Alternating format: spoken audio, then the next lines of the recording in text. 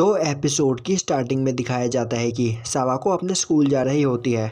वहीं रास्ते में वह सोच रही होती है कि अभी नवंबर का महीना चल रहा है और उसका सेकेंड सेमेस्टर भी खत्म होने वाला है, पर इस साल उसके साथ काफ़ी सारी अच्छी चीज़ें हुई हैं। अब सावाको स्कूल में अपने शू शेल्फ में अपने शू रख रही होती है और तभी पीछे से योशिडा आकर उसे गले लगा लेती है, जिससे सावाको काफ़ी ज़्यादा डर जाती है और बोलती है कि योशिडा ने उसे डरा ही दिया था। यह सुनकर योशिडा हंसने लगती है। सावाको बोलती है कि आज सुबह इतनी अच्छी ग्रीटिंग पाकर वह काफ़ी ज़्यादा खुश है। योशिडा बोलती है, अगर तुम चाहो तो मैं हर रोज़ तुम्हें ऐसी ग्रीटिंग दे सकती हूँ। वैसे आज काफ़ी ठंड है और न्यू ईयर भी जल्दी ही आने वाला है।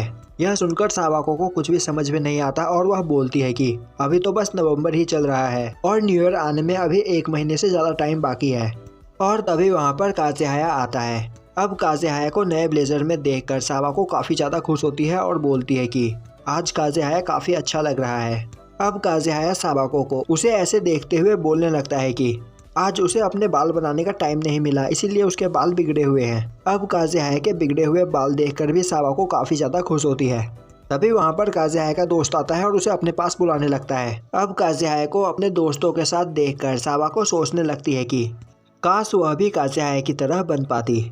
अब योशिडा और सावाको अपने क्लास में पहुंचते हैं, जहां पर वह यानो को काफ़ी ज़्यादा गुस्से में देखते हैं। वहीं यानो बोल रही होती है कि अब वह उससे परेशान हो चुकी है, जो सुनकर योशिडा बोलती है, तो क्या तुम अपने बॉयफ्रेंड को लेकर परेशान हो? यानो बोलती है हाँ, क्योंकि वह हमेशा उसे फ़ोन करके परेशान करता रहता है और उससे पूछता रहता है कि वह अभी कहाँ पर है, और उसे यानो पर बिल्कुल भी यकीन नहीं। और यह सब बोलते हुए यानो काफ़ी ज़्यादा गुस्सा हो रही होती है।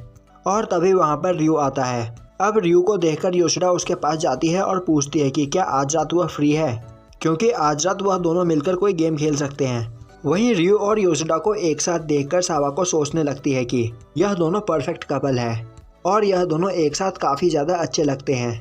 अब सावाको सोचने लगती है कि क्या योशिडा भी रियो को पसंद करती है। अब हमें दिखाया जाता है कि रात को योशिडा रियो के घर आती है और रियो के फादर को ग्रीट करते हुए बोलती है कि विंटर सीजन में उनका काम और भी ज़्यादा बढ़ गया होगा।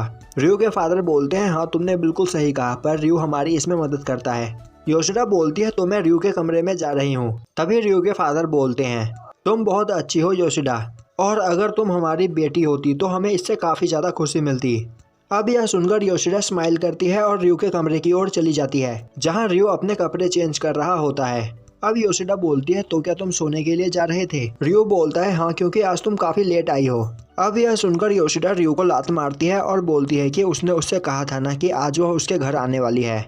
अब वह दोनों वहाँ पर गेम खेलने लगते हैं, जिसमें योशिडा हार रही होती है। अब योशिडा बोलती है कि यह लायन बहुत बड़ा बेवकूफ़ है। रियो बोलता है तुम्हारा मतलब चिमेरा? योशिडा बोलती है यह तुम क्या बोल रही हो? अब रियो हंसते हुए उसे बताता है कि कल रात जब योशिडा यह गेम खेलते खेलते सो गई थी तो वह नींद में उस लायन को चिमेरा बोल रही थी। अब योशिडा रियो से बोलती है कि क्या उसे न्यू ईयर पे कोई गिफ्ट चाहिए, कुछ 500 येन से ज़्यादा, जिस पर रियो बोलता है कि वह मैसेज टोकन के अलावा कुछ भी ले लेगा। यह सुनकर योशिडा गुस्सा हो जाती है। अब रियो बोलता है मुझे कुछ नहीं चाहिए, मैं बस मजाक कर रहा था। तभी योशिडा गुस्सा होते हुए बोलती है कि उसने कभी नहीं कहा कि वह रियो को न्यू ईयर पे कोई गिफ्ट देने वाली है। रियो बोलता है कोई बात नहीं, और अब योशिडा वहाँ से जाने लगती है। तभी जाते हुए योशिडा बोलती है कि क्या वह न्यू ईयर पे फ्री है, पर वह बीच में ही रुक जाती है और वहाँ से शर्माते हुए भाग जाती है। वहीं बैठा रियो सोचने लगता है कि अब उसे योशिडा को अपने दिल की बात बता देनी चाहिए। अब हमें दिखाया जाता है कि रात में रियो के पास किसी का कॉल आता है और रियो उस कॉल पर नेक्स्ट वीक को लेकर कुछ बात करता है। अब अगले दिन क्लास में बैठा रियो सोच रहा होता है कि उसे योशिडा को उस बारे में बताना चाहिए या नहीं। अब स्कूल खत्म होने के बाद योशिडा यानो और सावाको को अपने साथ शॉपिंग पर चलने के लिए बोलती है, पर यानो उसे मना कर देती है और बोलती है कि आज उसे अपने बॉयफ्रेंड से मिलने के लिए जाना है, क्योंकि वह उससे कई दिनों से मिलने की जिद कर रहा है, तो वह आज उसके साथ नहीं जा सकती है। तभी सावाको बोलती है कि वह आज फ्री है, और यह सुनकर योशिडा काफ़ी ज़्यादा खुश होती है। अब सावाको योशिडा से पूछती है कि वह क्या खरीदना चाहती है, जिस पर योशिडा बोलती है कि उसे रियो के लिए एक गिफ्ट खरीदना है। अब हमें दिखाया जाता है कि काज़ेहाया का दोस्त जो एक लड़की को प्रपोज करने के लिए जा रहा होता है, वहीं उसके सभी दोस्त उसे रोक रहे होते हैं और बोल रहे होते हैं कि उसे ऐसा नहीं करना चाहिए, जिस पर जो बोलता है कि वह लड़की हमेशा उसे रोमांटिक वीडियो भेजती रहती है, तो आज वह उसे प्रपोज करके रहेगा और उस लड़की को बता देगा कि वह भी उससे प्यार करता है। अब जो भागता हुआ जाकर उस लड़की को प्रपोज करता है। पर वह लड़की जो को नहीं पहचानती है और अब यह सुनकर जो का दिल टूट जाता है। अब हमें दिखाया जाता है कि सावाको और योशिडा रियो के लिए कोई प्रेजेंट खरीदने के लिए आई होती है। वहीं योशिडा बोल रही होती है कि उसके पास 500 येन का बजट है, तो उसे इतने ही पैसों में रियो के लिए कुछ खरीदना होगा। और तभी योशिडा को वहाँ पर एक ग्लव सैक दिखता है, जो देखकर वह काफ़ी ज़्यादा खुश होती है और बोलती है कि वह भले ही रियो के लिए कोई मेड ना खरीद सके, पर वह यह ग्लव सैक जरूर खरीद सकती है। और अब योशिडा देखती है कि वह ग्लव सैक 2000 येन का होता है। अब योशिडा अपने पर्स में देखती है तो उसके पास पूरे 2000 येन होते हैं, जो देखकर वह काफ़ी ज़्यादा खुश होती है और सोचने लगती है कि आज उसका सच में लकी दिन है। अब वह दोनों वहाँ से शॉपिंग करके बाहर जा रहे होते हैं। तभी योशिडा को रास्ते में एक मिनी स्कर्ट दिखता है जो उसे काफ़ी ज़्यादा पसंद आता है। अब हमें दिखाया जाता है कि योशिडा और सावाको घर जा रही होती है। तभी सावाको योशिडा से हिम्मत करके पूछती है कि क्या वह किसी को पसंद करती है, जिस पर योशिडा हाँ में जवाब देती है और बोलती है कि वह उससे वन साइडेड लव करती है। वह दोनों एक दूसरे को बचपन से जानते हैं और वह पर्सन योशिडा को अपने भाई की तरह मानता है। यह सुनकर सावाको सोचने लगती है कि योशिडा भी रियो को पसंद करती है और वह दोनों सच में काफ़ी अच्छे कपल बनेंगे। अब योशिडा बोलती है कि वैसे उन दोनों को मिले हुए काफ़ी टाइम हो चुका है और योशिडा उस पर्सन से ज़्यादा मिल भी नहीं पाती है। यह सुनकर सावाको को कुछ भी समझ में नहीं आता है। अब सावाको बोलती है कि वह यहाँ पर थोड़ी कंफ्यूज हो रही है, तो क्या वह योशिडा से एक क्वेश्चन पूछ सकती है। योशिडा बोलती है क्या। सावाको बोलती है तुम रियो को पसंद करती हो ना। योशिडा हंसते हुए बोलती है नहीं, रियो उसके भाई की तरह है, वह तो रियो के बड़े भाई को पसंद करती है।